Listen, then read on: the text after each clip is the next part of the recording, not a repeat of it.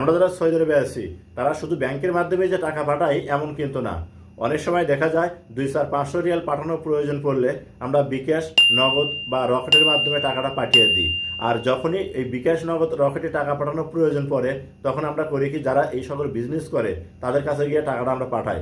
আজকের পর থেকে আপনাকে আর বিকাশ, নগদ, রকেটে টাকা পাঠানোর জন্য কারোর কাছে যেতে হবে না, যদি আপনার মোবাইল ফোনে মোবাইল পে অ্যাকাউন্ট খোলা থাকে।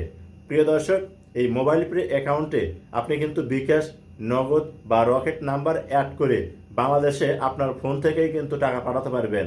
তো চলুন কিভাবে আপনি বিকাশ, নগদ, রকেট অ্যাকাউন্ট নাম্বার অ্যাড করবেন মোবাইল পে অ্যাকাউন্টে।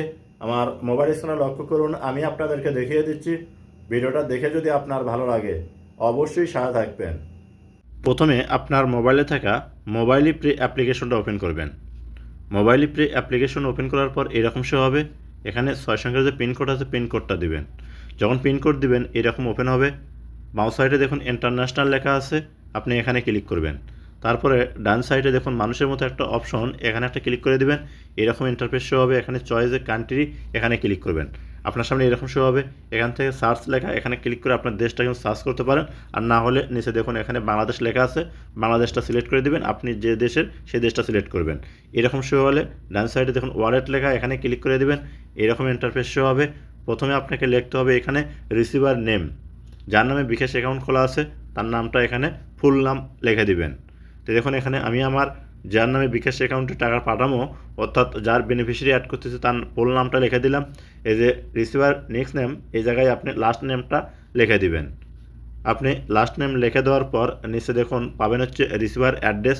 এই জায়গায় যে ডিস্ট্রিক্টে আপনার বাড়ি ঠিক সেই ডিস্ট্রিক্টের নাম এখানে লিখে দিবেন। এরপর দেখুন ডিস্ট্রিক্টের নাম লেখার পর নিচে আসে হচ্ছে রিলেশনশিপ, আপনি এখানে একটা ক্লিক করবেন। যখন এখানে ক্লিক করবেন এরকম শো হবে। এখান থেকে ফ্যামিলি এটা সিলেক্ট করবেন। ফ্যামিলি সিলেক্ট করার পর এখন করবেন কি, দেখুন এই জায়গায় আপনার মোবাইল নাম্বার, অর্থাৎ যে নাম্বারে আপনার বিকাশ অ্যাকাউন্ট খোলা আছে সেই নাম্বারটা এখানে কিন্তু আপনাকে দিতে হবে। যে আপনি নাম্বারটা সঠিকভাবে দিবেন, নাম্বার যেন ভুল না হয়। তো নাম্বার দেওয়ার পর নিচে দেখুন মোবাইল ওয়ালেট, এখানে ক্লিক করবেন। তারপরে এরকম শো হবে। এখান থেকে বিকাশ এটা সিলেক্ট করবেন। মোবাইল পের মাধ্যমে কিন্তু শুধু বিকাশে টাকা পাঠানো যায়। তো আপনি করবেন কি, তারপরে এখান থেকে মোবাইলের নাম্বার বা ওয়ালেট অ্যাকাউন্ট নাম্বার, অর্থাৎ যে নাম্বারে বিকাশ খোলা আছে সেই নাম্বারটা এখানে পুনরায় আপনাকে তুলতে হবে। তো নাম্বার তোলার আগে অবশ্যই ডান সাইডে 88 দিবেন।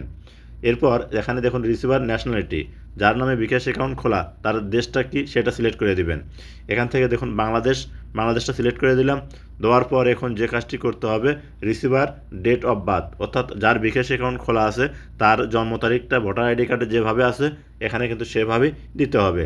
তো আপনি জন্ম তারিখটা এখানে সঠিকভাবে পূরণ করে দিবেন। তো দেখুন আমি জন্ম তারিখ দেওয়ার পর আপনার এখানে নিচে কনফার্ম, এখানে ক্লিক করতে হবে। আপনি করবেন কি, কনফার্মে ক্লিক করে দিবেন।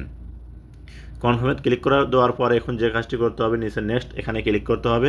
তো দেখুন নেক্সটে ক্লিক করার সাথে সাথে আমার এখানে কিন্তু, অর্থাৎ আমি যে নাম্বার আগেই বলছিলাম 88 দিতে হবে, তো 88 আমি আবার দিলাম। দেওয়ার পর পুনরায় নেক্সটে ক্লিক করে দিলাম। আমার বেনিফিশিয়ারিটা কিন্তু অ্যাড হয়ে গেল। আর আপনারা যদি প্রথমে 88 দেন তাহলে প্রথমেই কিন্তু আপনার বেনিফিশিয়ারি অ্যাড হয়ে যাবে। এখান থেকে ডিসমিস এখানে ক্লিক করে দিলাম।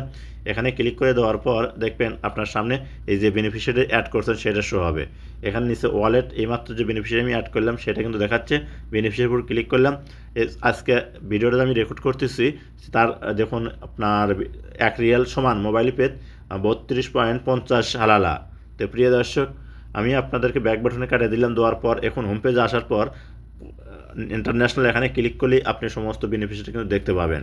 তো যদি আমি আপনার এই ভিডিওর মাধ্যমে টাকাটা কীভাবে ট্রান্সফার করবেন দেখাতে চাই, ভিডিওটা কিন্তু অনেক লম্বা হয়ে যাবে। আমি পরবর্তীতে আরেকটি ভিডিওতে দেখাবো কীভাবে আপনারা বিকাশের মাধ্যমে টাকাটা ট্রান্সফার করবেন।